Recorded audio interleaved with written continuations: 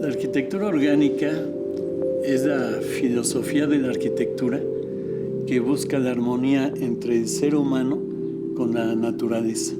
Eso es en términos generales, ¿no? El arquitecto Juan O'Gorman comentaba que la arquitectura orgánica es la que toma en cuenta las condicionantes geográficas del lugar y también las condicionantes culturales. Él se refería a las condicionantes geográficas, a las vistas, a la topografía, al entorno, a la orientación, ¿no? Y creo que todos estos aspectos son importantes porque de ahí generalmente nace el concepto de la arquitectura. Cuando salí de la escuela, el servicio social en aquel entonces se hacía en un pueblo y de acuerdo a las necesidades del pueblo, uno proponía un tema. Yo propuse un centro cultural y deportivo. Empecé a proyectar espacios ortogonales, formas ortogonales, y llegó un momento en que me di cuenta que el deporte es muy fluido y cambié por conceptos más libres. Y a partir de ahí me entró la inquietud por la búsqueda de espacios curvos que yo pienso que son más humanos. Y bueno, fue pasando el tiempo y pensé hacer esta casa. Estoy hablando de 1978 probablemente. Empecé a hacer una investigación sobre el ferrocemento, que es un sistema constructivo muy noble, y me fui a diferentes instituciones escolares, como fue la UNAM, el Politécnico, la Universidad Metropolitana, y ahí estaban investigando el ferrocemento. El ferrocemento es un sistema constructivo que consiste en un esqueleto de varilla forrado por una malla de gallinero en el exterior y otra en el interior. Y posteriormente se le aplica el mortero, que es cemento o arena, que se puede poner con la cuchara o con guantes embarrándolo o con una pistola se esprea, ¿no? Originalmente esta casa, de hecho le llamaban la casa de piedra, porque se obtuvo este terreno. Habíamos construido una casa aquí cerquita, donde sobró mucha piedra, porque el terreno era de piedra, y nos la trajimos aquí. Yo tenía la idea de hacer los muros de piedra entre los árboles, pero no me convenció porque no había continuidad entre el piso y el muro, y entre el muro y el techo. El techo iba a ser de madera. Y fue cuando conocí este sistema constructivo del ferrocemento, que es muy noble. El principio es como el cascarón del huevo, ¿no? El cascarón de un huevo es muy rígido, es delgadito y duro, pero a la vez es muy rígido. O como el cráneo, por ejemplo, ¿no? Nuestros órganos principales se encuentran delimitados o contenidos por estructuras curvas. O sea, nuestro cerebro está contenido por el cráneo. Nuestros otros órganos importantes, como es el corazón, los pulmones y algunas vísceras, están delimitados por la caja torácica, que más que caja torácica es una bóveda, ¿no? Se debería de llamarla bóveda torácica, ¿no? Entonces, las conchas, por ejemplo, también son delgaditas, pero son muy rígidas. Entonces, en la naturaleza, las estructuras curvas le dan rigidez. Si uno compara una estructura plana, por ejemplo, una hoja de papel, pues si le ponen una pluma, pues se cae, ¿no? Si esa misma hoja de papel se pone como bóveda y se apoya a los lados, se rigidiza. O esa misma hoja de papel se hace con doble curvatura, como si fuera una cúpula, con el mismo espesor, es más rígida que cuando era plana o cuando era bóveda. Entonces, la doble curvatura que tiene el cascarón de huevo, o la doble curvatura inversa, que es el paraboloide hiperbólico, que es una forma como la silla de montar a caballo, que tiene una curva en este sentido, y en el otro son más rígidas, ¿no? Tratando de resumir, quizás la estructura plana tiene 100 de resistencia, la bóveda, que es una sola curvatura, 200, y el cascarón o la doble curvatura inversa del paraboloide hiperbólico tendría 400 de resistencia, ¿no? Con el mismo material. Al mismo tiempo veíamos que los animales también hacen sus moradas curvas. Voy a poner 3 ejemplos muy rápidamente de 3 animales, uno de aire, uno de tierra y uno de agua. El animal de aire, el ave, la hembra, se echa y el macho va por los materiales, va por barro o por paja y la coloca alrededor del pecho de la hembra. La hembra gira y con su pecho va moldeando su nido que se adapta a su cuerpo y a sus necesidades. Un animal de tierra pues, es el conejo que con su cuerpo va esculpiendo su morada y también se adapta a su cuerpo. Y un animal de agua es el molusco que con su baba y su excremento como materiales los va moldeando y con su cuerpo el molusco va formando su concha, que es su estructura y que delimita su espacio y a la vez esa concha la lleva a todos lados como si fuera su casa, ¿no? Entonces, esta investigación en el que veíamos los espacios naturales del hombre, junto con los orígenes, porque gran parte del concepto de esta casa viene de ver al hombre como un animal, ir al origen. Gaudí comentaba que ser original es ir al origen de las cosas, ¿no? Y también para esta casa se tomó en cuenta las condicionantes físicas, ambientales, psicológicas y aspectos de confort, ¿no? Esto lo hemos visto en la pandemia, la importancia que tiene una buena iluminación, una buena ventilación, cierta humedad. Todos estos aspectos los fuimos tomando. Lo que es el pasto, los arbustos y los árboles, al evotranspirar, producen oxígeno y el oxígeno rechaza la contaminación. Entonces se crea un microclima que de alguna manera la vegetación filtra el dióxido de carbono y al mismo tiempo oxigena el ambiente, ¿no?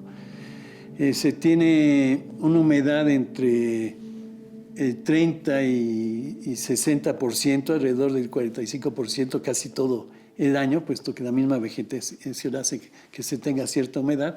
Aquí en la Ciudad de México, en términos generales, es muy, muy seco. Y bueno, lo que le llaman la biomasa, es como el volumen de la vegetación. Mientras más biomasa se tenga, más oxígeno se produce y más dióxido de carbono se filtra. Por poner un ejemplo, 1 metro cuadrado de pasto por 1 centímetro de altura, que es el pasto, vamos a suponer que en un día produce 1 metro cúbico de oxígeno. Pero si ese metro cuadrado lo levantas con 1 metro de altura, sería 1 metro cúbico de vegetación, pues produce, en vez de 1 metro cúbico como el pasto, produce 100 metros cúbicos de oxígeno. Y en teoría también es muy, muy general. Un árbol, suponiendo que tenga 1 metro por 1 metro de superficie por 10 metros de altura, pues ya te produce, si no hago mal las cuentas, 100,000 metros cúbicos de oxígeno. A lo mejor me equivoqué, pero creo que lo importante es el concepto de la biomasa, que mientras más volumen se tiene, más produce oxígeno, ¿no? Yo pienso que hay una relación entre lo primitivo y lo futurista, ¿no? Y eso lo vemos en las películas de la Guerra de las Galaxias y todas estas películas en las que ponen escenas de zonas muy primitivas, regiones muy primitivas, y a la vez luego algo muy futurista, ¿no? Muy aerodinámico. Y aquí la intención fue más bien irse hacia lo primitivo, ¿no? Eso fue el origen de esta casa. Sin embargo, durante el proceso de construcción nos íbamos dando cuenta de esta relación entre lo futurista y lo primitivo. Y algunas veces, por ejemplo, esta misma ventana pues fue ya pensando más como en lo futurista, ¿no? Y con el tiempo sí trato de ver en el diseño lo futurista, ¿no? A pesar de que su origen fue lo primitivo, ¿no? Por otro lado, ahora con la pandemia y todo esto, yo creo que vamos a regresar, o lo ideal sería regresar al regionalismo, ¿no? A lo primitivo, ¿no? Creo que era Hundertwasser que comentaba que retroceso es progreso y el progreso es retroceso, ¿no? Y bueno, el tener nuestros alimentos cercas, como comentaba hace rato, en vez de que venga de muy lejos, pues todo lo que contamina cuando llega a un centro de distribución, de ese centro de distribución va a otro y luego de ese al súper y del súper o va a la tienda y de la tienda a la casa, pues todo eso fue contaminar, ¿no? Cuando lo ideal sería que el alimento te llegara directo, ¿no? Que las hortalizas, por ejemplo, llegaran de la azotea de tu casa directo a la mesa, ¿no? Y ahorrarse todos estos pasos. Posteriormente en la casa, en el diseño, pues, se dibujó como bosquejos muy libres, después se puso una cruz como si fueran las coordenadas, y todo eso se hizo con el curvímetro, con las pistolas, que son las plantillas de plástico que ahora pues, ya casi ni se usan, y en la obra pues también se trazó una cruz como coordenadas, que el punto cero pasa por esa ventana, y uno trazaba ciertos círculos que habíamos hecho originalmente con el compás y con una manguera en vez de usar el curvímetro. Se trazó la envolvente, se quitó un poco de tierra del interior y parecía las pistas de las patinetas. Posteriormente pues ya se colocó el esqueleto de varilla con la malla de gallinero, en este caso se lanzó el mortero, lleva un impermeabilizante y poliuretano estriado que servía también como aislante térmico y acústico. Posteriormente va la tierra y después el pasto. Haciendo cierta analogía, este copete equivale un poco a las pestañas de los ojos, que de alguna manera te protege del asoleamiento, del viento, del polvo, etc. Y lo que es el pasto, lo que es la estructura, la tierra, de alguna manera se puede comparar con nuestro cráneo, ¿no? O sea, el cráneo equivale al esqueleto, a la estructura de ferrocemento, la tierra equivale al cuero cabelludo y el pasto al cabello, ¿no? Son pues, cosas que quizás en este caso es más fácil compararlo con cierta analogía del cuerpo humano. Y eso mismo sucede con las nubes, ¿no? Cuando vemos las nubes, a veces nos vislumbra la figura de un animal o de un vegetal, ¿no? En la arquitectura sucede también, por ejemplo, cuando uno ve aquí en México lo que le llamamos el Pantalón, que es un edificio de Serrano y de Teodoro González de León, pues yo estoy seguro que nunca pensó, se inspiró en el Pantalón, sino que lo comparamos con objetos en la arquitectura que es un poco más convencional, ¿no? Y en el caso de la lavadora de Agustín Hernández, pues estoy seguro que nunca pensó en una lavadora, ¿no?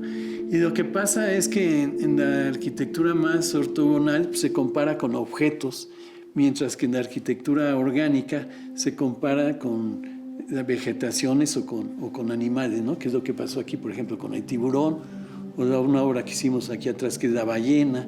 Entonces, pero tampoco nace de una figura a priori, de un animal o de un vegetal, sino que a posteriori la gente empieza a vislumbrar cierta figura y a veces, muy pocas veces, como en este caso, nos hemos dado el lujo, quizás un poco porque ya hay cierta experiencia, de enfatizar o acentuar esa figura de animal, ¿no? También yo tenía que justificar la aleta del tiburón. O sea, estamos acostumbrados en la escuela que te dicen que tienes que justificar o tienes que fundamentar, y yo la tenía que justificar, cosa que era absurdo, porque pues, es mi casa y yo hago lo que quiera de acuerdo a lo que se me antojaba hasta cierto punto, ¿no? Pero mentalmente traía eso de que lo tenía que justificar. Entonces, en la escalera, como casi no se hicieron planos, cuando se armó, quedó junto a la escalera un pasillo y había como un muro que yo lo sentía muy estrecho, entonces decidí cortar las varillas para darle amplitud visual y quedó una vitrina entre la escalera y el pasillo, y pensé, voy a hacer como óvalo exactamente arriba de la vitrina, y entonces se cortó y se hizo la aleta, pero la aleta quedó un poco larga y no entraba la luz porque se supone que no me acuerdo qué día, a las 5 de la tarde, ya al poniente, entraba un rayito de luz por la parte más corta de la aleta, se proyectaba adentro de la aleta y la luz hacia abajo, hacia la vitrina, cosa que nunca sucedió. Pero bueno, creo que todo esto creo que lo interesante aquí no es tanto el cómo se fue dando el resultado, sino el proceso. Yo pienso que la arquitectura, entre otras muchas cosas que deben de solucionar, también es que sea divertida, ¿no? En cierto aspecto creo que es importante que también sea divertida, ¿no? Que eso sucedió también con el caso de Quetzalcóatl, ¿no? Que nunca se pensó como una serpiente, sino que era el cuerpo de un tubo, y ahí van los 10 departamentos, y de repente un día pensé, bueno, ¿qué tal si se le coloca la cabeza de una serpiente en la boca de la cueva que había, ¿no? Se le colocó y nos dimos cuenta que parecía una serpiente virtual que entraba al terreno, salía y se metía, y dijimos, bueno, pues vamos a colocarle la cola a la serpiente, y en la parte alta del crótalo quedó el depósito de agua como si fuera el cascabel de la cola de la serpiente, abajo el espacio del conserje y más abajo el cuarto de máquinas y 10 bodegas pequeñas, una para cada departamento. Y así algunas veces pues se van viendo cuerpos de animales, etcétera, ¿no? Yo salí de la escuela en 1972, 14 de diciembre fue la tesis, cuando fue el examen profesional. Y en 1976, 78, empecé a hacer el diseño de esta casa. La construcción empezó en 1980, duró 4 años la construcción. Después del viaje de luna de miel, nos venimos a esta casa en febrero de 1984. Todavía algunos detalles, como la alfombra, cuando nos cambiamos, no estaban. Uno que otro aspecto hicimos un ajuste, pero básicamente fue mínimo. Por ejemplo, cuando llegaba al vestidor, me quitaba la ropa y pues no sabía dónde ponerla porque no había muebles, ¿no? Entonces ya puse un cuerno de venado para poner ahí la camisa, etcétera. La cartera, por ejemplo, puse una concha de abulón con un nicho para ponerla ahí, ¿no? Y pues básicamente no hemos realizado cambios. Alguien me preguntaba que por qué no puse cuadros en la pared. Hasta la fecha nunca he pensado ni por aquí algún cuadro, como que no fue el concepto ni la idea. La intención, en vez de cuadros, son las ventanas que tienen ciertas vistas, o la mesa de la cocina, por ejemplo, es como más escultórico. Y creo que no hay necesidad, ¿no? Generalmente en los departamentos a veces se cambian los muebles o cuadros, porque pienso que muchas veces en sí la caja es algo fría psicológicamente, y te ves en la necesidad de poner cuadros o mover muebles, etcétera. Aquí creo que nunca he pensado en eso. Creo que no ha habido necesidad, ¿no? Es otro concepto, es otra mentalidad para vivir, ¿no? Cada espacio es diferente en volumen, en vistas, son muy diferentes. No sé, esto es como que es un poco la antítesis de las cajas, que las cajas todas son iguales. A lo mejor sí te cambia en cuanto a profundidad o en cuanto a la altura, pero aquí de alguna manera pues fluye el espacio, ¿no? Por ejemplo, aquí es un espacio amplio de acuerdo a la escala pues de la familia o de amigos, o como estamos actualmente aquí, y de repente este espacio fluye por el túnel y se empieza a ampliar, y luego empieza con otro volumen diferente que es el vestidor. Entras al baño más chico, llegas al excusado y te cobija, te abriga, ¿no? Una de las características de esta casa, y quizás es el objetivo principal, es que la estructura se adapte al cuerpo de uno, que era lo que comentaba, ¿no? Como los animales que se adaptan a su cuerpo. hacer espacios que se adapten al ser humano cuando va caminando, cuando está uno echado aquí, como si fuera un animal, por decir algo, no tanto sillas o cosas más convencionales que originalmente pues, no eran convencionales. La gente se sentaba en el terreno, la tierra. En Oriente y en el campo la gente tiene mucho más contacto con la tierra que los que vivimos en Occidente, ¿no? Ellos comen, cocinan, defecan, platican en cuclillas o sentados en el piso. De ahí que a la mujer urbana, cuando da a luz a un niño en el hospital, le tienen que hacer la episiotomía, que es un corte en la vulva, para que el niño salga mucho más fácilmente. Cosa que no sucede con la mujer campirana o la mujer oriental, puesto que tiene los músculos mucho más flexibles de estar sentada en el piso o en cuclillas, ¿no? Entonces, mucho de esto fue tratar de ver el hombre cómo tenía contacto con la naturaleza, ¿no? La naturaleza pues es parte de nuestro planeta. Nuestro planeta es parte del cosmos. Y bueno, si vamos de lo general a lo particular, bueno, pues es el universo, el sistema solar, etcétera, la Tierra, que es nuestro planeta, y tenemos la gran suerte que tenemos naturaleza, ¿no? La línea recta prácticamente no existe en la naturaleza. En el reino mineral, a través del microscopio se ven los copos de la nieve hexagonales, pero en el reino animal y en el reino vegetal pues, casi no hay la línea recta, ¿no? El horizonte es curvo, la gravedad con el movimiento se curvea, todo gira en espiral, desde el microcosmos hasta el macrocosmos, desde las moléculas de DNA hasta las grandes galaxias, ¿no?